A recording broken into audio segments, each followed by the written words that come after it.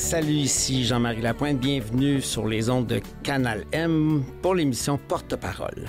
Avec cette émission, on veut vous toucher, vous inspirer et vous partager la démarche personnelle et intime de notre invité, nous faire découvrir et vous faire découvrir le sens de sa vie et du but de son existence à travers son rôle de porte-parole. Viktor Frankl disait « L'important n'est pas ce que nous attendons de la vie, mais ce que nous apportons à la vie. » Au lieu de se demander si la vie a un sens, il faut s'imaginer que c'est à nous de donner un sens à la vie à chaque jour et à chaque heure. Ouf! C'est gros, ça. Méchante commande, oui. Hein, Sonia Benezra? Oui. Méchante commande, mais ça me surprend pas venant de toi. Viktor Frankl, pour ceux qui ne le connaissent pas, c'est quand même un psychiatre, un psychanalyste juif qui a survécu à la Deuxième Guerre mondiale au camp de concentration. Puis, je vais dire pourquoi je suis ému. Mais c'est que si cet homme-là qui a perdu la quasi-totalité de sa famille au camp de concentration est capable de célébrer la vie et de nous dire et de nous écrire des passages comme ça, je me dis, on peut tous passer à travers des périodes de noirceur, des périodes de grande souffrance. Et je dis, moi, j'ai envie de l'écouter, ce monsieur-là. Alors, j'ai lu... A Man's Search for Meaning, c'est ça qui est écrit. Je vais le lire, ça me donne le goût de le lire parce qu'on a tous besoin vraiment de se faire remonter le moral et retrouver l'espoir que je pense, ces temps-ci, je regarde le monde et je me dis, ça va pas très bien, ça va pas bien. Et pourtant, je vais le dire tout de suite, t'as le dos barré. Oui, j'ai le dos barré. Puis t'as décidé de venir pareil. Oui, j'osais pas te dire non, je t'aime tellement, ça fait si longtemps que tu m'invites. Tu as toujours été là pour moi. La semaine dernière, quand j'étais incapable de bouger, je me dis, est-ce que je l'appelle pour lui dire ce que je vis? J'ai dit non. Tu sais, non. J'ai pas pris mes pilules, tu sais, pour la douleur. Donc, s'il y a un petit saut, là, c'est parce que c'est comme si quelqu'un te frappe dans le dos d'une manière pas agréable. Mais je suis là, je me suis maquillée, j'ai fait ma manicure même. Alors, je suis là prête pour être avec toi et heureuse. Mais tu sais, moi aussi, je suis hyper heureux que tu sois là parce que ça fait, my God, on se connaît depuis plus de 30 ans. Oui. Plus de 30 ans. Ton père, c'est le lien. Ton père. C'est pour ça que je suis ému. Je comprends. Pour deux raisons. Premièrement, tu m'as montré une belle photo de Perla, ta maman. Puis tu lui as dit « Hi, mom »,« Allô, maman », juste avant que l'émission commence. Puis c'est drôle parce que tous les soirs, avant de m'endormir, je dis toujours « Bonjour, maman »,« Bonne nuit, maman »,« Bonne nuit, papa », tout le temps. Puis le thème de l'émission, je l'ai remixé sur une composition, mais c'était une toune de mon père. La scène. Oh, que c'est beau. C'est tellement beau. Puis je sais que papa t'aimait beaucoup. Oh my God. Et toi, tu l'aimais Je énormément. l'adorais. Non seulement il est venu à mon émission à maintes reprises, toujours généreux, drôle. C'était comme un invité, tu n'avais même pas besoin de poser. Tu poses une question, puis là, tu restais, tu l'écoutais tout simplement. Mais il était très généreux et il avait énormément de compassion, comme toi. Et j'ai animé aussi les télétons avec lui. Et pour moi, ça a été un cadeau du ciel. Les années des télétons, Jean Lapointe. Tu te rappelles, à TQS. I was there. Bien you sûr. Were there. Je me souviens très, très bien. Ça me manque, cette époque. C'était une époque où je trouve elle était plus généreuse. On cherchait à aider le monde vraiment de manière concrète.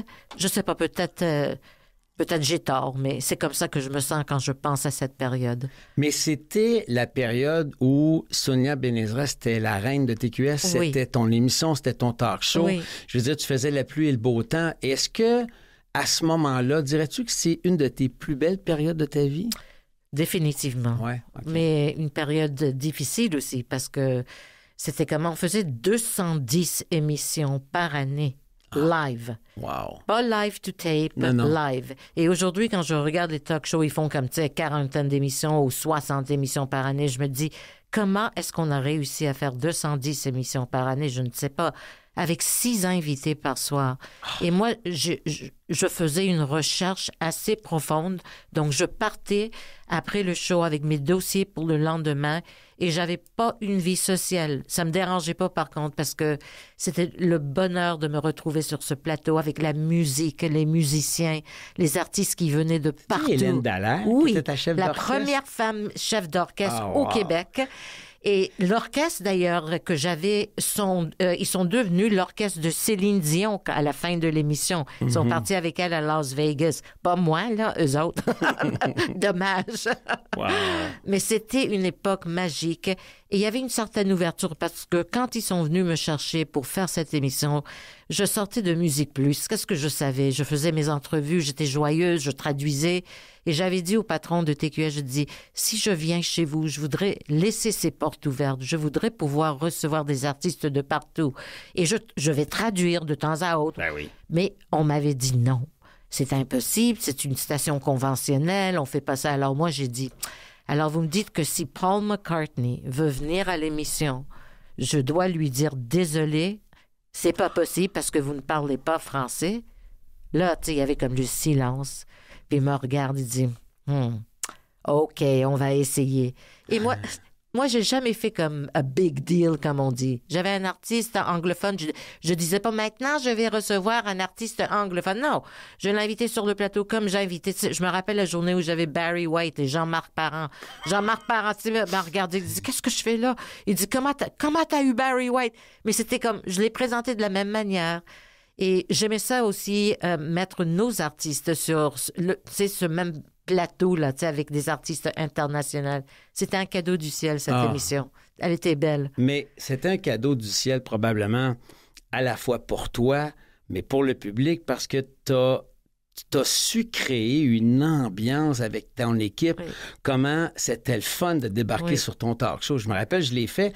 Je commençais un peu ma nouvelle carrière. Je t'explique, c'est que à 28 ans, j'ai joué dans un film, Le vent du Wyoming, de Marc-André Forcier.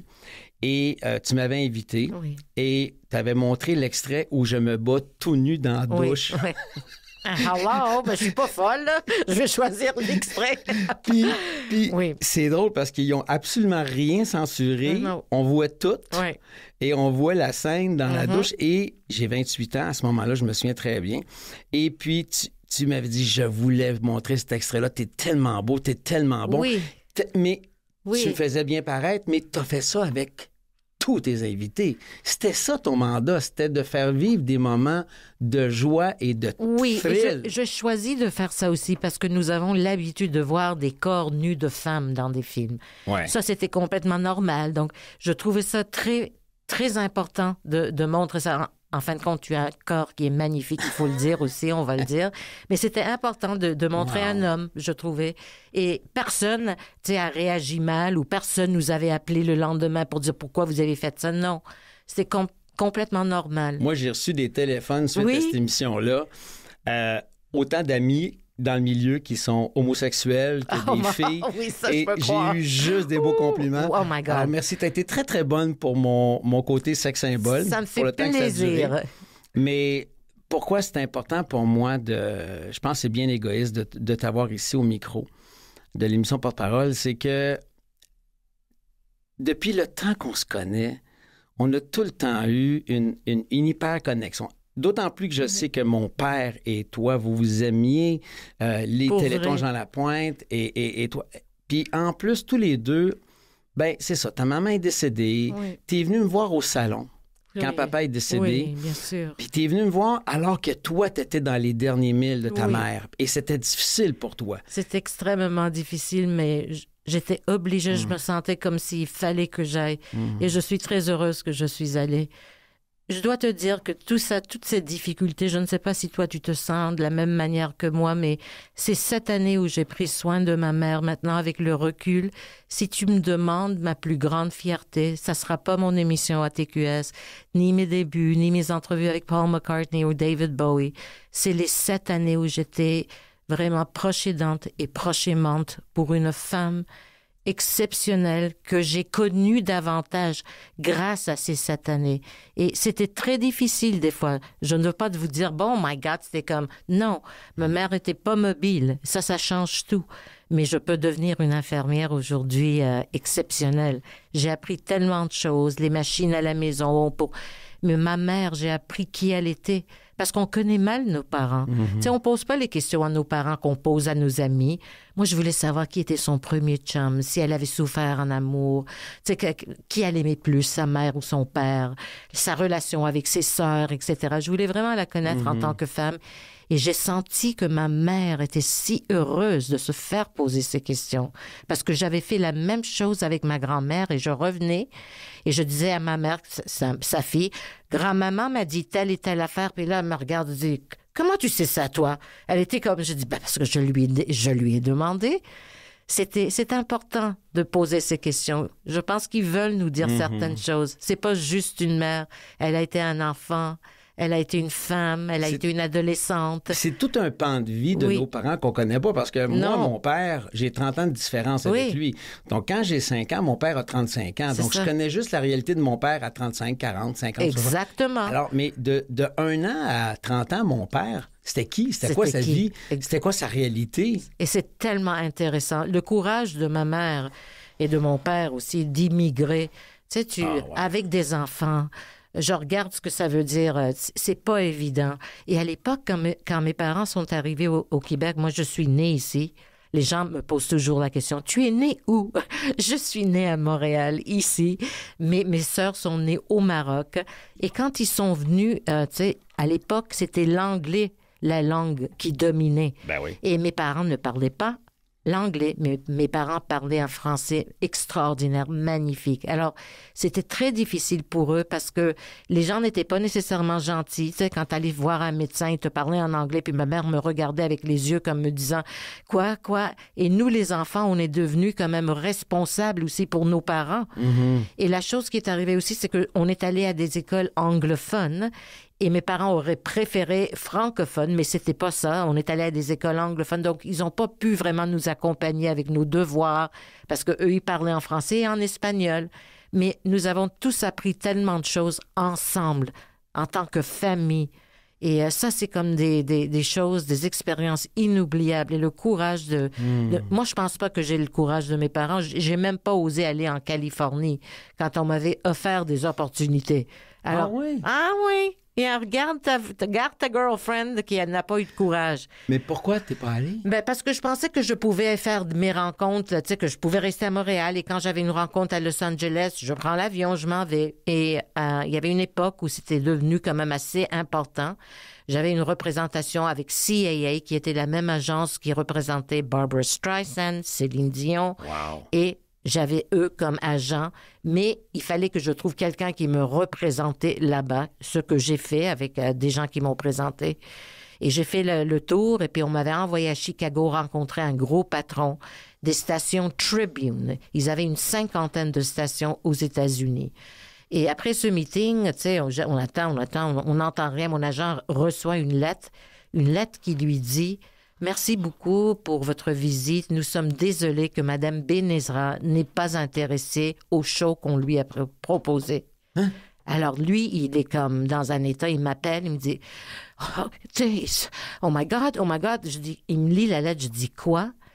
Et nous avions appris par après que Drew Levin, qui me représentait 2 autres personnes. Et quand on lui a offert la job pour moi, il a dit qu'il fallait qu'il prenne ces 2 autres artistes pour d'autres choses. Ben voyons donc. Alors, j'ai perdu cette opportunité. Tu ne peux pas t'imaginer comment je me sentais. Veux-tu savoir le show? Veux-tu savoir le show? Oui. Comme un Larry King. No way. Féminin. Sur 50 stations américaines. Oh my God. Ça, c'était comme... Je me suis dit, comment je vis ça? Qu'est-ce que je fais avec cette nouvelle? On a essayé de recommencer. La femme qui m'avait rencontrée au départ, tu sais, malheureusement, a été atteinte d'un cancer, donc quelqu'un l'avait remplacée. C'était pas le même monde. Ces opportunités-là sont une fois dans une vie. Ça, c'est tout un rendez-vous manqué. Oui, et là. le gars qui m'a fait ça, ce monsieur qui me représentait, est allé en prison après. Juste pour te dire, tu sais, le genre de, tu sais, il était dans le milieu, on me l'avait présenté. Malheureusement, on lui a fait confiance et j'ai vécu peut-être une des pires choses. Et je me demande toujours, est-ce que j'aurais pu réussir? Je pense que oui, Jean-Marie. Je pense que j'aurais pu réussir, mais pour une raison ou une autre, je dois aussi accepter que une force ailleurs voulait que je reste ici et peut-être c'est pas mauvais. Peut-être j'aurais pas eu cette chance de vivre ça avec ma mère aussi. Je me demande, j'ai vu mes neveux et mes nièces grandir et je suis vraiment dans leur vie. Il y en a qui disent oui, je suis très près de... Non. Tu sais, la journée de la fête des mères, moi et ma sœur Esther, on n'a pas d'enfants. Kelly et Myriam sont celles qui ont les enfants. Toutes les fêtes des mères, on reçoit des cadeaux de mes neveux et de mes nièces depuis qu'ils sont petits, je te le jure. Parce que j'allais les chercher à l'école. C'est moi qui les avais habillés. Jusqu'à l'âge de 18 ans, je pense pas qu'ils avaient acheté un morceau de linge. C'est comme... C'était mes enfants. Alors, j'aurais pas eu ces expériences et je dois accepter que l'univers ne voulait pas que ça marche. Et ça se passe. Mais ça, c'était à l'époque... Et ça, c'était après mon talk show. Après mon talk show à TQS. Ça, c'est fin des années 90? Oui, les années 90, comme genre 80, je dirais 98. Ah, wow! Oui. 97, oui, dans ce coin-là. C'était douloureux. Oh. Oui, et c'était une période aussi bizarre pour moi. Je venais de terminer à TQS, j'ai gagné les 4 Métro Stars, j'avais gagné 3 Gémeaux. Moi, je pensais qu'on allait m'offrir du travail, d'autres programmes. Le téléphone ne sonnait pas. Et je me suis dit, qu'est-ce que j'ai fait? Je comprends pas. Comment on explique ça aujourd'hui? Sais-tu? J'ai aucune explication. Je ne sais pas. Je ne peux pas te dire. C'était très weird. Alors, je me suis posé plein de questions, etc. Qu'est-ce que je fais? Tu sais, pourquoi? Il y avait une période un peu noire où moi aussi, j'étais négative et je dirais même un peu amère. Et quand on devient amer, c'est pas beau sur le visage. Non. Ton visage change. Et un jour, je me suis regardée dans le miroir et j'ai dit, j'aime pas ce visage. C'est pas qui je suis. Et j'ai décidé d'arrêter de porter ça, cette douleur comme ça. J'allais m'en débarrasser. Et j'ai décidé aussi autre chose. J'ai décidé que j'allais me parler de la même manière que je parlais aux autres. J'oserais jamais dire aux autres ce que je me suis dit des fois. Tu sais, j'étais très sévère avec moi-même. Je me critiquais. Tu sais, et c'est horrible ce langage. J'ai pas réussi à 100% m'améliorer. Je me suis améliorée, mais il y a des moments aussi où je suis encore très sévère avec moi-même et c'est pas bon. Je le ferai pas avec quelqu'un d'autre. Alors, ça fait partie de qui je suis et je travaille là-dessus. Mais le pire, c'est que à chaque fois que je t'ai revu, soit à la télé ou je t'entends à la radio ou peu importe, je me dis, c'est la même Sonia Benezra que j'ai connue dans le temps du Téléthon puis de son talk show à TQS. Je me dis, elle ne change pas, c'est la même personne, mais à chaque fois, tu fais toujours bullseye, tu fais toujours des belles affaires. Oui. Alors... Je trouve ça le fun de te revoir de plus en plus. Il me semble que... Oui, il y a eu une relance. Non, mais c'est très bizarre ce qui est arrivé. Parce que l'année dernière, je suis comme chroniqueuse, collaboratrice, je préfère. Collaboratrice à Bonsoir, Bonsoir. Ouais. Et il m'invite de temps à autre pendant la saison pour venir parler de certaines célébrités. Et moi, je fais une recherche intense, énorme, pour remplir ces 6 minutes. Je peux pas respirer après parce que je donne tellement d'informations, mais les gens semblent aimer ça. On m'appelle un jour pour me demander, ça c'était tout de suite après le décès de ma mère, quelques mois, et j'étais quand même dans ma période de tristesse, mais j'avais accepté de travailler parce que je pensais que ça allait me faire du bien. Et on me demande si je pouvais remplacer Jean-Philippe Vautier pendant sa semaine de vacances. Et moi, je reste bouche bée, je dis, est-ce que c'est une joke? J'ai dit, vous êtes sérieux? Il dit, oui, je suis sérieux. Je dis, est-ce que je peux prendre une journée pour réfléchir? Parce que j'étais littéralement dans un état de choc. Et je te dirai pourquoi. Parce que dans toute ma carrière, je n'ai jamais travaillé à Radio-Canada. Je suis allée pour des rencontres. Et on dirait que tout ce que j'avais fait ne comptait pas. Et j'ai jamais travaillé à Radio-Canada. Ça m'a pas dérangé, mais ça a beaucoup dérangé ma mère. Elle était fâchée contre Radio-Canada. Et là, ma mère part et on m'appelle. Je regarde le ciel, elle dit, ne me dis pas que ça, c'est pas ma mère. I'm sorry, ça, c'est ma mère. Wow. Et j'ai vécu une semaine sublime avec des invités tu sais, c'était des retrouvailles, Rock Voisine, Sylvain Cossette, du monde, Bruno Pelletier. C'était une semaine magique et les gens ont vraiment, vraiment apprécié. Et ça, c'était pour moi un cadeau du ciel, mais je sais que ma mère a quelque chose à faire là-dedans. C'est difficile de ne pas croire au paradis, de ne pas croire qu'il y a des anges qui sont là pour nous. C'est difficile. En tout cas, avec un signe comme ça, moi, I want to believe. Moi, je veux croire. Je peux pas te dire que j'ai une foi, tu sais, comme certaines personnes qui sont tellement croyants que quand quelque chose horrible arrive, ils ne réagissent pas. Ma tante est comme ça. Elle a une foi. Elle a perdu son fils, mon cousin, qui a la sclérose en plaques. Ça fait 3 ans. Comme je te dis, ces années ont été très difficiles. J'étais très près de lui. Et elle était avec lui jour et nuit pendant 20 ans. Elle n'a pas bougé, elle n'a pas voyagé, elle n'a pas pris un autobus. Elle était juste là. Et quand il est parti, ma tante, moi j'avais une peur bleue. Je dis, Tata va, ça va pas pouvoir vivre, elle va pouvoir. Au contraire, elle est tellement croyante qu'elle l'a vécu d'une manière exceptionnelle. Et je la regarde et je l'admire. C'est la sœur de ma mère, en passant. Et puis, ma tante est très importante pour nous, évidemment, parce que c'est la seule qui nous reste ici. Alors, on prend soin d'elle, mais elle est très spéciale. Elle a une fois, chaque fois que je dis quelque chose, les nouvelles sont... Elle me dit, arrête, Dieu sait ce qu'il fait. C'est comme... Et je la regarde, des fois, je roule mes yeux, je regarde mon cousin, je dis, où est-ce qu'elle a cette fois? D'où ça vient, ça? Elle est magnifique à ce niveau-là. Pas moi, je suis pas rendue là. Sorry.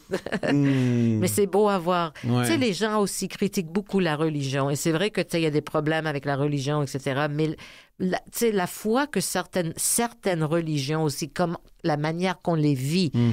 Moi, j'admire les personnes qui ont ce genre de... Je pense qu'ils sont plus heureux que les gens qui croient en rien. Me comprends-tu? Oui, je comprends. C'est comme un ami, cette foi. Et ça nous gère, ça nous aide. Seul. Non, t'es jamais seul. Et tu sais, les gens qui rient de ça, qui trouvent ça ridicule, tu sais, on fait plus ça, on prie plus. Ouais, c'est comme ça fait pas mal, une petite prière de temps à autre, même si c'est pas ta religion. Moi, j'aime ça entendre, tu sais, que Dieu est avec nous, ou il y a quelque chose qui nous aide. Ça me fait du bien personnellement. C'est ce que j'ai à dire là-dessus. Sonia Ben-Ezra, t'es une femme du monde, tu parles plusieurs langues, tu as voyagé, tu as hérité d'un bagage culturel, spirituel de tes parents, tu as des valeurs profondes. Aujourd'hui, si tu regardes pour le reste de tes jours, qu'est-ce que tu as envie d'accomplir? Je voudrais... Tu vas trouver que je suis weird. Je voudrais que cette partie de ma vie soit plus importante que ce que j'ai vécu. C'est-à-dire que ce que je vais faire, je voudrais que ça compte vraiment pour quelque chose, que ça aide les gens, que ça touche les gens, que ça m'aide aussi à devenir encore une meilleure personne. J'ai perdu ma joie un peu. Mes sœurs me l'ont dit. T'es pas comme tu étais avant. C'est comme... Et c'est vrai. Elles veulent que je redevienne cette fille, remplie d'espoir, de naïveté, mais on perd ça. Alors, j'ai décidé que ce que je vais faire au cours des prochaines années, je voudrais que ça compte pour quelque chose. Je voudrais juste faire du bien. Je veux pas faire autre chose. Je veux pas construire un studio. Je veux juste faire du bien. Comment? En parlant avec les gens, comme avec toi.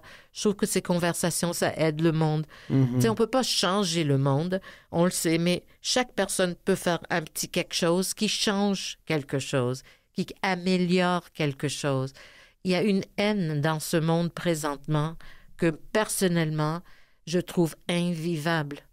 La douleur que j'ai de voir ce que je suis en train de voir, même dans notre ville, me déchire. C'est pas ce que je veux vivre, c'est pas ce que je veux pour mes enfants.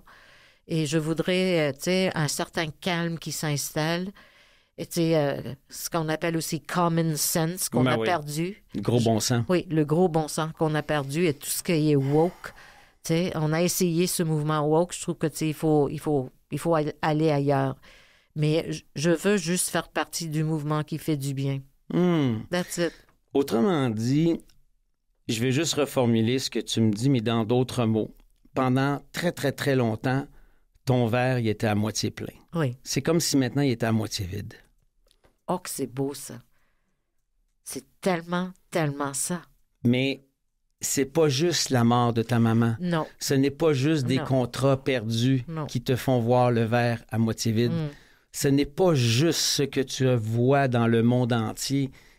Qu'est-ce qui fait que cela a basculé Mais qu'est-ce qui pourrait faire que ça va rebasculer dans le bon sens, d'après toi? Ben, tout ce que je vis en ce moment, toutes les fois qu'on m'appelle, je suis toujours étonnée. Pour moi, ça, c'est des cadeaux et c'est des signes. C'est des signes que les gens veulent encore me voir ou que j'ai quelque chose à offrir. J'ai fait une émission dernièrement pour une fois à Télé-Québec et j'ai accepté. Mais on m'avait appelé plusieurs fois. J'ai dit « Oh non, non, non, non ». Puis j'ai accepté et j'ai vécu une soirée tellement sublime. Et les commentaires après, je me dis « Je sais que j'ai quelque chose à faire. Je sais que j'ai quelque chose à offrir encore. Et je pense qu'il faut qu'on change aussi la façon qu'on regarde les gens. Tu sais, le processus de vieillissement, c'est pas facile pour personne. Mais quelqu'un qui vieillit aussi a beaucoup à offrir, a beaucoup d'expériences, d'histoires à raconter, etc. Comme toi, je suis bouleversée par la façon qu'on traite nos aînés. Je trouve ça inacceptable. Je suis très heureuse que les gens peuvent prendre leur bicyclette pour se rendre quelque part. Mais ça, c'est pas la majorité. S'ils peuvent faire ça, ça veut dire qu'ils sont déjà en forme. On est en train de faciliter la vie pour les gens qui vont bien. Et pour les gens qui vont mal, on fait absolument rien. Comment ça se fait qu'en tant que société, on est rendu là? Tu sais, tu regardes des sociétés asiatiques, la grand-mère qui rentre dans la salle, tout le monde se lève. Tout le monde se lève, littéralement, à tous les soirs, pour qu'elle puisse s'asseoir. C'est elle la reine. Et c'est magnifique de voir ça. Et nous, on préfère cacher nos vieux. Ils nous dérangent. C'est comme, et cacher dans des lieux qui sont pas très beaux. C'est horrible de voir ce genre de souffrance et solitude. Ça m'a beaucoup changé. Mais tu fais des projets pour les personnes âgées aussi. Je vais faire quelque chose aussi. Je vais être genre l'égérie de c'est pas un festival, mais c'est comme pour les aînés de Saint-Jérôme. Ils ont comme une grosse soirée une fois par année avec Béatrice Picard, que j'adore. J'ai lu son livre. Avez-vous lu le livre de Béatrice Picard? Je n'ai pas lu encore. Non. Ce livre, c'est comme si tu es en train de lire l'histoire du Québec. Ben ouais. C'est la même chose. C'est incroyable de voir ce que cette femme a vécu, ce qu'elle a fait, comment elle a travaillé les débuts du théâtre, de la télévision. C'est comme lire un livre d'histoire. J'ai adoré son livre et je trouve que son courage est extraordinaire. Sérieusement, là, j'étais épatée. Une femme de cette génération qui a pu faire ce qu'elle a fait, élever des enfants seuls. Tu sais, c'est comme, je sais pas, c'est magique. Je vous le suggère fortement si vous ne l'avez pas lu. Oh wow, oui. Merci. Oui. Merci pour la suggestion. Oui. Mais c'est que tu fais aussi, tu veux garder la mémoire vivante des personnes âgées. Tu veux leur rendre hommage. Tu fais des projets avec eux. Tu as fait des... C'est-tu des balados? C'est des entrevues que tu as faites? Non, j'ai pas fait des entrevues. Personnellement, ce que j'ai fait vraiment, c'est dans ma famille. J'ai demandé à tout le monde, tu sais, de demander à leurs parents, mes tantes, mes oncles, certaines questions et de prendre le temps comme... de prendre une petite caméra avec leur téléphone et peut-être de filmer, faire ce genre pour nous, pour avoir une histoire, pour avoir quelque chose à offrir à nos enfants. Je trouve ça très triste que je n'ai pas gardé un journal de tout ce qu'on a vécu, de tout ce qu'on a fait, parce qu'on oublie beaucoup. Souvent, tu vas rencontrer quelqu'un, je sais pas si c'est la vieillesse, j'espère que c'est pas ça, mais des fois, tu rencontres quelqu'un, il te raconte une histoire, tu te rappelles, hein, on est allé, et là, je regarde la personne et je me rappelle pas du tout. Je dis, oh oui, oh my God! Parce que nous, on a vécu tellement de choses à cette époque. Et des fois, les gens se rappellent de quelque chose que tu as dit ou que tu as fait. Et je suis étonnée de voir, comme quelqu'un m'a envoyé un message hier sur LinkedIn, une personne que je ne connais pas, qui m'a demandé d'écouter son balado parce qu'il a parlé de moi. Ah ouais. Sarah May m'a envoyé un message. Sarah May. Je vois son nom, je dis...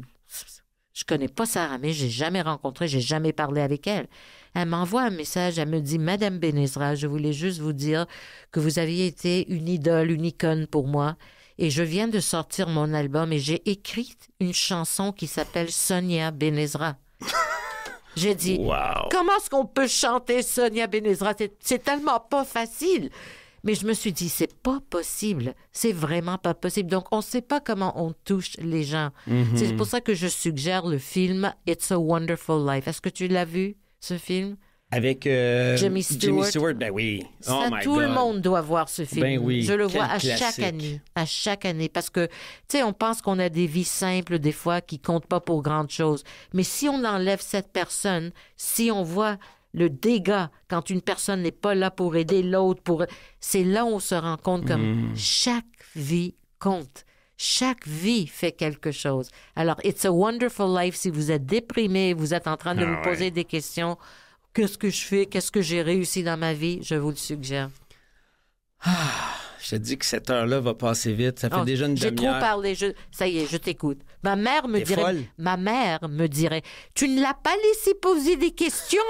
Voilà ce que ma mère dirait. Mais non, mais je veux dire, c'est le rêve de tout animateur, toute animatrice. Tu te rappelles quand tu posais des questions à tes invités, puis là, ils se partaient, ils étaient généreux dans leurs réponses. T'es heureuse de ça? Oui, il y en avait que tu sais qui partaient, puis tu voulais les arrêter aussi. Ça, c'est autre chose. Ils n'étaient pas arrêtables. Ça, c'était autre chose. Et nous, J'ai déjà vécu ça. Ben oui, mais là, ce qu'on va faire, c'est qu'on va juste faire une mini pause musicale, transition. Après ça, on poursuit, mais ça va être fort, ça va être plein de surprises. Oh, on aime ça. Ici Jean-Marie Lapointe, vous écoutez l'émission Porte-Parole sur les ondes de Canal M et aujourd'hui, on a la chance d'avoir la reine de TQS, Sonia Benezra. J'ai oublié ma couronne! Oh my God, mais quel beau souvenir. Ça, c'est des belles années 90. Oh my God. Ça, c'était sur le studio sur la rue Ogilvy. Ogilvy, c'était un beau studio. À Villemont-Royal. Les plafonds étaient hauts, donc on pouvait tourner des images magnifiques à l'écran. C'était, une belle époque. Tu l'as fait combien d'années, donc? Le quotidien, je l'ai fait pendant 3 ans, puis après, j'avais comme une fois par semaine, les dimanches soirs, 2 années, donc 5 années à TQS. Hey, ça en est des shows, ça, hein? C'était des shows. C'était des gros shows aussi. I know. Ça manque le glamour. Ça manque les gens qui s'habillent bien pour aller faire un show. Moi, je me souviens, j'ai été à quelques reprises à ton show. Entre autres, il y avait les colocs. Ils étaient là. Oui. Il était là. Je me rappelle, on était toute la gang et je pense que c'était une émission de Noël. Il y avait un spécial de Noël. Il y avait plein d'émissions spéciales comme ça que tu faisais et c'est aussi les années des Télétons Jean Lapointe parce qu'on les a faites pendant plusieurs années à TQS. Oui. Et ça veut dire, est-ce que le lien avec mon père, c'est surtout là qu'il est né, hein? C'était sur mon show. Il y avait quelque chose entre ton père et moi. C'est que je le laissais parler parce que littéralement, je le regardais et j'étais émerveillée. Je vais te dire pourquoi. Parce que mon père, qui est parti très jeune, écoutait la télé en français et c'est lui qui m'avait donné le goût de la télévision en français. Alors, grâce à mon père, j'ai pu connaître Dominique Michel et ton père. Ton père, pour mon père, comptait. Et quand je parlais avec ton père, je pensais à mon père. Parce que je me dis, mon Dieu, qu'il serait fier de voir sa fille en train de parler avec quelqu'un que lui, il a aimé tellement.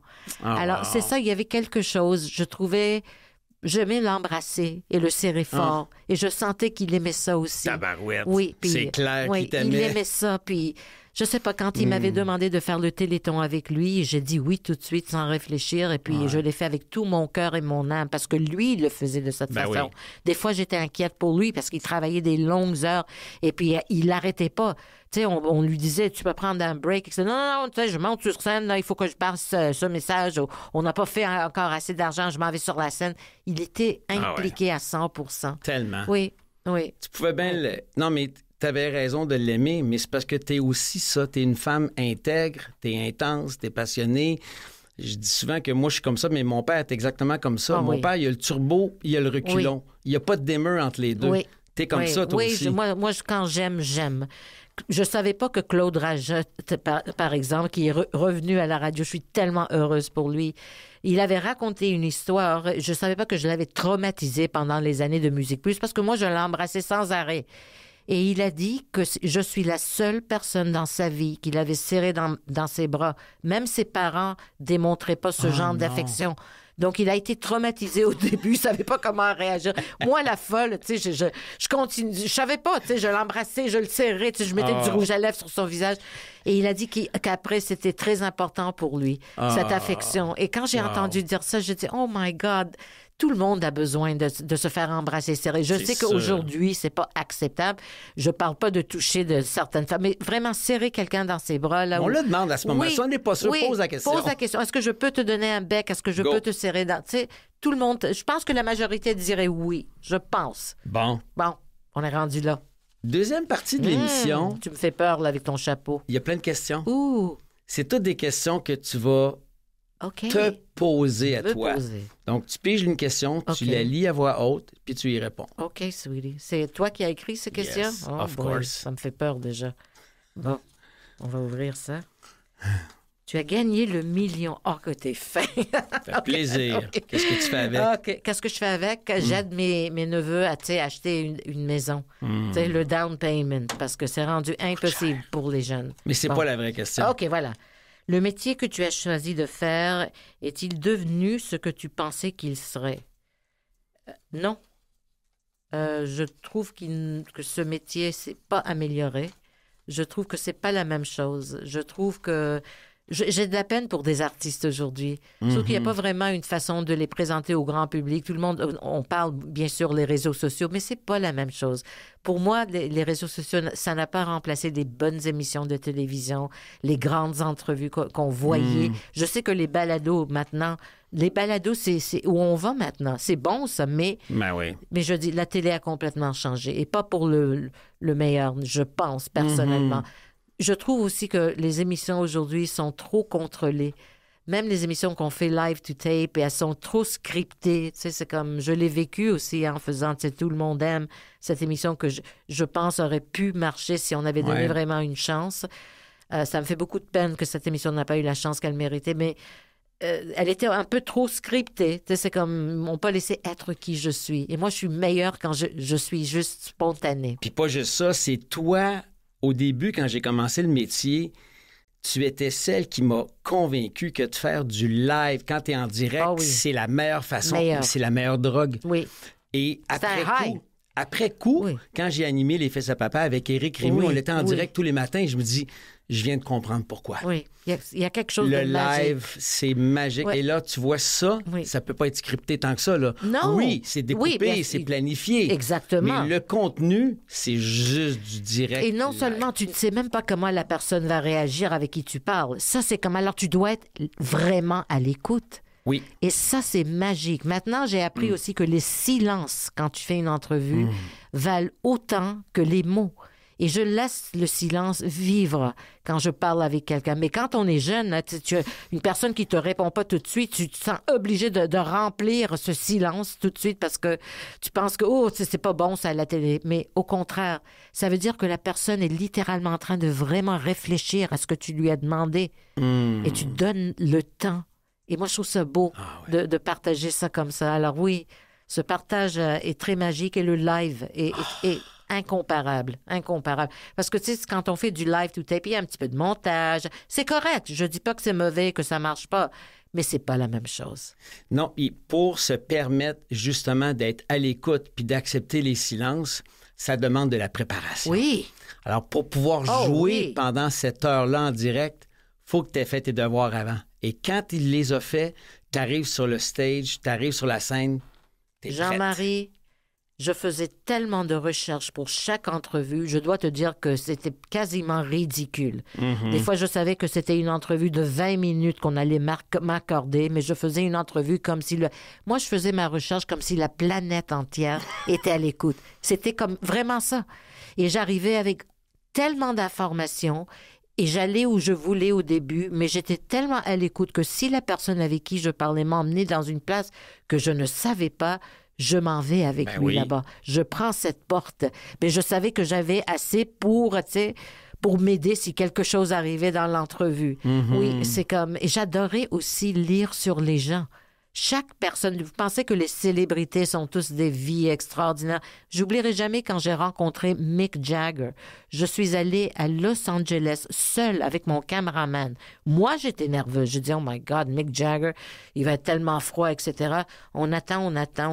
Il rentre dans la chambre avec 2 chemises. Il me dit, can you tell me what shirt I should wear? I don't know.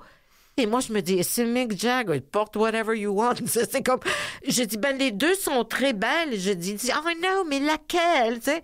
Je dis, the purple one. Et là, quand il est parti, je dis, Mick Jagger vient de me demander quelle chemise je devrais porter en entrevue. C'est quand même extraordinaire, ce genre de choses. Et il était nerveux durant l'entrevue. Parce que je suis allée... J'écoutais des entrevues qu'on avait fait avec lui et j'avais décidé, je ne pose pas ces questions.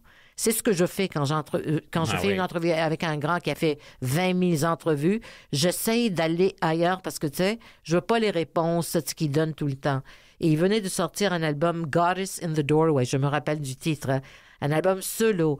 Et dans cet album, j'ai quand même analysé beaucoup ses chansons qu'il avait écrites lui-même. Et je me suis rendu compte qu'il nous disait qu'il avait souffert en amour. Alors, je voulais aller là. J'ai dit, nous, on a l'impression que c'est toi qui fais souffrir les autres en amour. Et là, quand j'écoute ta chanson, tu dis, là, il me regarde, il me dit, Who are you? Barbara Walters? Et moi, j'ai dit, I wish. C'est comme... Mais c'était des belles rencontres parce que tu savais qu'il était content, qu'il voulait te parler parce que tu t'allais ailleurs, tu avais vraiment fait tes devoirs. Exact. Je pense que la personne devant toi apprécie tellement quand tu fais tes devoirs, quand tu arrives préparé. Ils veulent te raconter les choses, mais quand tu arrives mal préparé, c'est un manque de respect. Total. Oh, je vais me taire, tu vois? Que non. J'aurais besoin de 3 questions. Faut juste continuer à piger des questions. OK, je pige une autre question. Vas-y. Oh, c'est un bijou, ça? Je sais pas. Un petit bijou qui est sorti en même temps. Bizarre. All right. À part les dates, qu'est-ce qui sera écrit sur la pierre? Oh, ma pierre tombale. Oui, sur ta pierre tombale. Oui. À part les dates, ta date de naissance puis la date de ta mort, qu'est-ce qui va être écrit? Je sais pas, mais je vais te dire quelque chose que j'ai entendu l'autre jour. Je suis allée à des funérailles et le prêtre avait donné un discours sur la personne qui est partie. Il a parlé des pierres tombales. Il dit, est-ce que vous vous rendez compte quand on va dans un cimetière, on a toujours la date de naissance, le dash, comment on dit ça là? Trait d'union. Le trait d'union et le départ de la personne. Il dit, ce qui compte, c'est le trait d'union. Qu'est-ce que tu as fait dans ce trait d'union? C'est là ce qui compte. Et moi, j'ai trouvé ça tellement profond. Alors, je ne sais pas qu'est-ce que j'écrirai, mais ça m'a fait réfléchir. C'est le trait d'union qui compte, pas la naissance, c'est quand on est parti. C'est qu'est-ce que cette personne a fait durant cette période. Mais tu l'as ta réponse. Ce qui compte, c'est le trait d'union. Peut-être, sweetheart, peut-être, je ne sais pas. Mais j'ai trouvé ça extrême, ça fait réfléchir, hein? Ah oui, ça, je vais le prendre en note. Je trouvais ça assez beau. Samedi, je suis allée à des funérailles et le prêtre avait dit ça, puis j'ai dit, oh, c'est resté avec moi. Alors, je sais pas, tout le monde veut quelque chose de super profond sur sa pierre tombale, tu sais, c'est comme... Ah, j'aime ça. Ce qui compte, c'est le trait d'union. Oh, wow! Oui. Ça, c'est un bon one-liner. Oui, c'est un bon one-liner. Prends-le parce que c'est ton genre. OK, excuse-moi, je vois pas super bien, mais OK, oui. Non. Quelle a été la plus grande surprise dans ta vie? Je dois te dire de gagner ma vie en français. Je pense que ça fut vraiment quelque chose que j'aurais jamais pu imaginer. J'aurais jamais osé être celle qui allait voir quelqu'un pour me donner un travail en français. C'était ma 3e langue. Ça demeure encore une de mes plus grandes fiertés d'avoir gagné ma vie dans ma 3e langue. Mais c'est pas moi qui l'ai choisi. C'est Dieu, c'est Moses Neimer qui est venu me chercher pour Musique Plus. Et moi, je lui ai dit, pourquoi tu m'engages pas pour Much Music? Je parle mieux l'anglais. Il dit, non, je veux que tu sois à Musique Plus. Tu fais partie du paysage culturel du Québec. On voit pas ce paysage à l'écran. Je veux te voir à l'écran. Il était visionnaire en Moses, lui, là, j'ai jamais rencontré une autre personne comme lui. C'est des rencontres inoubliables. Il avait une vision, et je vais te dire autre chose que j'ai appris après. 2 ans après, lui et Pierre Marchand m'avaient dit que le diffuseur de Musique Plus ne voulait pas diffuser Musique Plus avec moi parce qu'il ne pensait pas que je représentais le Québec. Et Moses Neimer a eu le culot de dire, moi, là, c'est ma station, je la mets en onde, et si tu veux pas la mettre en onde, je veux le dire publiquement, ce que tu viens de dire. No way. Oui. Mais il te connaissait de où, non, Moses? Il avait lu un article sur moi. Moi, j'étais comédienne. J'ai fait une pièce de théâtre au Théâtre Center qui était... Il y a eu un scandale. Le théâtre anglophone? Oui, il y a eu un scandale parce que j'étais engagée pour jouer le rôle d'une fille qui était moitié espagnole et moitié noire. For colored girls who have considered suicide when the rainbow is enough. C'était une grosse pièce sur Broadway. Janet Jackson a fait le film. C'est très, très artsy. Tu sais, c'est comme... C'est pas une pièce... c'est vraiment très intense. C'est pas grand public. Là. Non, exactement. Et j'étais contente. Je sortais de l'université, on me donne un rôle principal. Et 2 semaines avant qu'on commence les répétitions, les filles dans la pièce disent qu'ils veulent pas travailler avec moi parce que je ne suis pas noire. Oh. Mais j'essayais d'expliquer. Je sais qu'aujourd'hui, ça, c'est encore plus grave, mais à l'époque, je lui disais, mais je suis moitié espagnole et le rôle demande que la femme soit moitié espagnole. Je dis, et quand on voit un médecin à la télévision, c'est pas un vrai médecin, c'est comme ça fait partie du jeu. Je pense que, tu sais, ma famille est marocaine, c'est comme on a des racines semblables. Bref, c'est devenu un scandale. On m'a congédié. Mais j'étais sur la page couverture, ici, de la Gazette. Et l'article a traversé le Canada. Rendu à Toronto, c'était comme ça, petit. Lui, il avait découpé ça, Moses Znaimer, puis il l'a mis sur son bureau. Pourquoi? Parce que j'avais dit une chose, la phrase que j'ai dit. J'ai dit, I may not be black, but this play is about women and I am 100% woman. Wow! Je suis pas noire, je le sais, mais cette pièce parle de femmes et je suis 100% femme. D'ailleurs, l'auteur de la pièce m'a défendue à la radio. Elle trouvait ça inacceptable parce qu'elle voulait des femmes latinos, etc. Alors, elle n'était pas d'accord avec cette décision, mais cette décision m'a ouvert une porte que j'aurais jamais osé essayer d'ouvrir. En français, gagner ma vie, pourquoi faire ça? C'est tellement plus difficile. Mais quel cadeau il m'a donné. Quel cadeau il m'a donné. Wow. Alors ça, c'est une grande fierté pour moi. Oui, une grande surprise dans ma vie. Lui, Moses Znaimer, il est décédé? Non. Il est toujours en vie? Oh my God, il est en forme, toujours en vie. Il a quel âge? Il doit avoir 80, mais si tu le vois, là, tu serais comme... Je l'ai vu dernièrement. Il a Zoomer Television, il a toutes sortes d'émissions de radio, il a le magazine Zoomer, il fait des événements, tu peux pas t'imaginer. My God. Il a fait comme une série de TED Talks à Toronto pendant des années. Oh non, cet homme ne dort pas. C'est comme... Ouais, j'en ai pas vu d'autres comme ça. Mais c'est vraiment lui qui t'a donné ta vraie grande première chance. Oui, parce que même Pierre Marchand, à l'époque, était pas sûr. Il n'était pas sûr que ça allait marcher. Il m'avait averti. Tu sais, je t'avertis, je ne sais pas comment les gens vont réagir, etc. Puis il me poussait beaucoup, Pierre Marchand. On est devenus très, très près par après, mais oui. Je l'aime, Pierre. Oui, oui. Tu sais, il a travaillé fort à Musique Plus. Il mérite du crédit, oui. Si une doute... si une boule de cristal pouvait dire la vérité sur ton futur. Oh my God, que voudrais-tu savoir? C'est tellement beau, ça. Ouf. Rien. Je sais pas. J'ai peur de ce genre de choses. Je voudrais... Ce que je voudrais qu'on me dise, c'est que je vais vivre bien et en santé et que je serai heureuse. Et que je vois un grand amour qui arrive. Et il est très beau et il est nu. Ah, quoi? J'ai aucune idée, mais j'ai peur aussi de me faire dire quelque chose d'horrible. Je veux vieillir avec mes sœurs, je veux vieillir avec mes amis, je veux que tout le monde reste ensemble. Je veux pas voir de la souffrance pour les gens que j'aime, pour personne, mais tu sais, ta famille. Alors, je sais pas si je voudrais savoir nécessairement ce que la boule de cristal me dirait. Est-ce que c'est OK comme réponse? C'est une très belle réponse. Je viens juste d'avoir un flash. On peut tellement... Si les gens écoutent, parce que c'est filmé, les gens vont te voir, on te reconnaît, mais y a-tu quelqu'un qui peut ne pas reconnaître ta voix? Oui, je le sais. C'est ça mon problème. Au contraire. Pourquoi c'est un problème? Parce que des fois, je suis comme dans un IGA. Je fais mon IGA régulièrement. J'aime acheter mes petits légumes, etc. Puis, si on m'entend demander quelque chose, je vois toujours quelqu'un qui se retourne, qui n'est pas sûr. Il me dit, c'est Sonia Benezra, hein? J'ai reconnu votre voix. Je me dis, c'est pas possible. Ils reconnaissent vraiment ma voix. Avant ma personne, ils reconnaissent la voix. C'est sûr. C'est incroyable. Et j'aime pas ma voix en français. Non? Non. Des fois, je parle, tu sais, c'est plus haut qu'en anglais. Je sais pas. Mais je sais pas si c'est vrai ce que je viens de dire non plus. Je suis pas sûre. Je réfléchis. Oh, wow. Je réfléchis. Tellement authentique. J'aime ça. OK. Peux-tu nous raconter un moment où tu as eu l'air vraiment fou ou folle? Oh, yeah, baby. Yeah? Sure, baby. Comme j'ai fait quelqu'un... Tu te rappelles l'émission Surprise? Ben oui. Oh, mon Dieu. Qu'est-ce que t'avais fait? Oh mon Dieu, ce qu'ils m'ont fait cette année. J'étais à Musique Plus. On m'avait engagée pour être la fée des étoiles. pendant, tu sais, une grosse affaire au Rockland, au centre Rockland, qui était le gros nouveau centre. Un décor extraordinaire. On m'habille comme fée des étoiles. Il y a des enfants partout. Je m'en vais, ils me donnent quelques règlements, quoi faire, etc. On m'engage. Et puis, je suis tellement excitée. On avait appelé Pierre Marchand pour m'engager. Je m'en vais.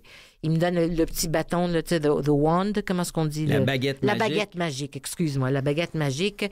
Et moi, je monte sur scène, etc. Puis, on me dit, tu vas faire descendre le Père Noël. Et quand tu vas faire avec ta petite baguette. Alors, je fais ce qu'on me dit. Et puis, je dis, demandez-moi pas de, tu sais, j'ai quelque chose dans mon oreille pour me dire quoi faire, hein. Alors, je dis, demandez-moi pas de chanter des chansons de Noël. Je les connais pas tous, les paroles. Tu sais, alors, Petit Papa Noël, je connais le début, mais je connais pas vraiment les paroles. C'est pas ma religion, c'est pas ma... Bref, mais je connais les chansons, alors demandez-moi pas de chanter les chansons. Qu'est-ce qu'ils font de la première chose? Chante Petit Papa Noël. Et moi, je dis, oh my God. Alors, je commence, je fais Petit Papa Noël, quand tu descendras du ciel. Et là, je mets le micro comme ça, les enfants chantent. Je trouve des manières de m'en sortir. Là, ils me disent, fais descendre le Père Noël. Je touche le petit bouton sur la baguette. Je vois le Père Noël qui commence à descendre, puis il bloque. Il bloque au mi-centre, un gros Père Noël. Et moi, là, la fille est en train de me crier dans l'oreille. Qu'est-ce que t'as fait? Qu'est-ce que t'as fait? Oh my God, t'as ruiné tout. Et moi, je capote. Là, alors, qu'est-ce que je fais? Je dis, vous savez quoi? Le Père Noël est resté là parce qu'il voulait voir tous les enfants du monde.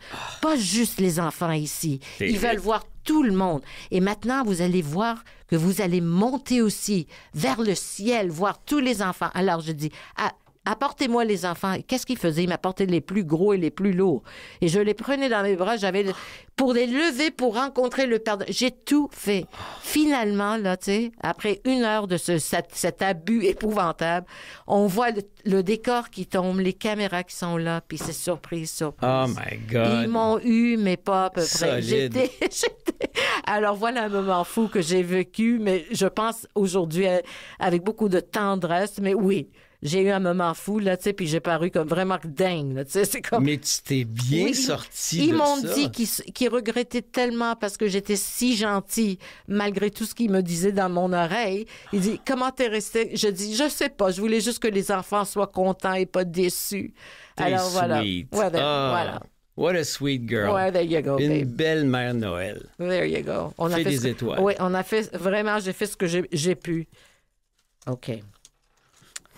Ces questions sont bonnes et profondes. Si tu avais la possibilité de passer une journée de ta vie en compagnie d'un personnage historique, ce serait qui?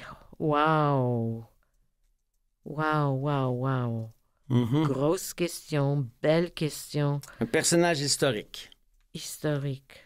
Quelqu'un qui est décédé ou un personnage historique?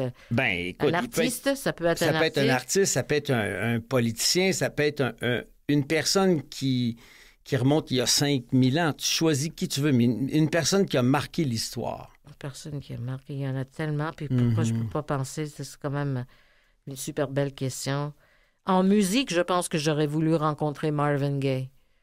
Marvin Gaye, pour moi, a été un artiste qui n'a jamais reçu ce qu'il méritait comme crédit. Il a gagné un Grammy pour Sexual Healing avec son album qui est sorti, What's Going On. Ben oui. Qui demeure un des albums les plus importants. Écoutez les paroles. What's Going On nous parle aujourd'hui. C'est incroyable. C'est les mêmes problèmes. Mercy, mercy me. Même chose. Problème de l'environnement.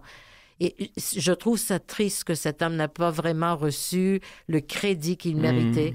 C'est horriblement triste. Il s'est fait tuer par son père, son propre père. J'aurais voulu faire une entrevue avec lui, voir qu'est-ce qu'il avait à raconter. Alors, en tant qu'artiste, je pense que Marvin Gaye, pour moi, ça aurait été un choix. Une très belle réponse, ça. Beau personnage. Je l'ai toujours aimé. OK, on y va. Bon. Que dirais-tu à la jeune version de toi-même de 8 ans? Oh. Je vais te dire quelque chose. Je préfère que la petite de 8 ans me dise à moi quelque chose parce que j'aimais cette petite fille de 8 ans. Cette petite fille croyait. Elle était croyante. J'étais naïve et heureuse comme tu ne peux pas t'imaginer. J'ai joué Blanche-Neige. Je savais qu'est-ce que je voulais faire depuis que je suis jeune. Tout le monde m'a encouragée. Je croyais que tout était possible. J'ai grandi dans un milieu très, très modeste, etc., mais je ne le savais pas. Comprends-tu? J'étais juste heureuse avec le peu que j'avais. Et je me suis rendu compte que les gens qui ont vraiment gagné la loterie qui compte sont les gens qui sont heureux avec le lot qu'ils ont. Et j'étais cette fille-là. Et alors, c'est cette fille-là qui pourrait me dire quelque chose au lieu que ça soit moi. Elle me dirait, ne change pas. Ne perds pas cette naïveté. Crois que toujours tout est possible. Ne perds pas ça. Je pense que, tu sais, c'est ce que je voudrais dire à elle et elle me dirait la même chose. Alors, c'est elle qui a des choses à m'apprendre parce que je me suis oubliée. Oh, wow! Cette petite fille était toujours joyeuse, toujours en train de croire que les gens, tu sais, le meilleur. Je voyais pas le pire dans les gens du tout. Je croyais que tout le monde était bon. Et ça a changé, malheureusement, mais ça me manque. Ça me manque, cette naïveté me manque. Oui, alors c'est elle qui aurait des choses à me dire, je pense. Penses-tu que tu vas le retrouver? Je ne pense pas qu'on peut retrouver notre naïveté, mais je pense qu'on peut retrouver la bonté. Ça, oui. Je préfère, tu sais, maintenant, quand je trouve des gens qui sont toxiques ou qui ont des opinions qui... J'aime les gens qui ont des opinions différentes à moi, mais je n'aime pas la méchanceté, cette énergie. Je préfère avoir un petit groupe plus petit et je me rends compte que je suis avec les mêmes amis que j'avais durant mon enfance. Ma meilleure amie, Eliane, c'est ma meilleure amie depuis qu'on a 7 ans. Et c'est ma meilleure amie encore. C'est incroyable quand même. Alors, et mes sœurs... Ça veut dire qu'il y a probablement encore beaucoup de la petite Sonia Benezra qui est dans la grande. Ce que j'aime, c'est qu'elle connaît cette petite fille aussi. Oui. Donc, elle peut me dire des choses, ma meilleure amie. Tu sais, elle m'appelle, puis elle a vu l'émission que j'ai fait dernièrement, puis elle m'a dit « Ah, c'était bon. » Je dis « Ouais, mais j'ai pas... » Elle me dit « Hey! » Elle m'arrête. Tu sais, je veux pas t'entendre. C'est bon d'avoir une amie comme ça. Elle est très différente à moi. Moi, je suis super sensible. Elle aussi, mais elle est beaucoup plus dure. On voyage régulièrement à New York. On ne l'a pas fait dernièrement au cours des dernières années, mais on allait à New York toutes les années ensemble. Et moi, j'arrêtais pas de dire, elle dit, arrête de dire merci 20 fois par jour. Tu sais, et moi, je me fâchais avec elle. Je dis, toi, tu devrais essayer de le dire plus souvent. Alors, on a ce genre de discussion. Et des fois, on se regarde, dit, comment est-ce qu'on est devenus meilleures amies? On est si différentes. Mais ça marche. Ça marche. Complémentaire. Oui. Dernière question. Complète les 3 petits points. Sonia Benezra, c'est 3 petits points. C'est la vraie affaire. C'est Sonia Benezra et what you see is what you get. Quand tu travailles dans une langue qui n'est pas la tienne, tu ne peux pas jouer un rôle. Si j'avais eu une carrière en anglais, j'aurais pu trouver une façon de me trouver un personnage même quasiment comme animatrice parce que je possède un vocabulaire exceptionnel en anglais, ce que je n'ai pas en français. En français, j'étais obligée d'être qui je suis, tout simplement. Et voilà, what you see is what you get. Je vais retenir ça, puis je vais retenir aussi ce qui compte, c'est le trait d'union. Oui. C'est beau, hein, ça? Oh, yeah. It's on you. It's on you, babe. Ça, c'est resté gravé de moi. Merci pour la belle heure passée. Merci à toi pour ta douceur, ta bonté et tout ce que tu fais, tous les messages que tu écris sur les réseaux sociaux qui remontent le moral des gens. Je te lis des fois, puis je me dis, mon Dieu, merci. Puis merci à ton médecin de t'avoir donné une piqûre hier. Oui, 2 piqûres, il m'a donné, de cortisone. Ce qui fait que tu es avec nous, ma belle Sonia Benezra. Merci beaucoup. Merci à toi. C'était Sonia Benezra sur l'émission Porte-parole sur Canal M. Idée originale Marie-Philippe Lemarbre. J'aimerais dire merci à la direction à la radio. Ici, c'est Philippe Lapointe. À Jean-Sébastien Laliberté, chef diffusion. À Mathieu Tessier pour la mise en onde. À la recherche et à la coordination, Claire Guérin. Et pour les réseaux sociaux, merci à Gerly Ormelet. Et merci à Jean-Marie Lapointe pour son écoute. Alors, on se dit à très bientôt pour une autre émission de Porte.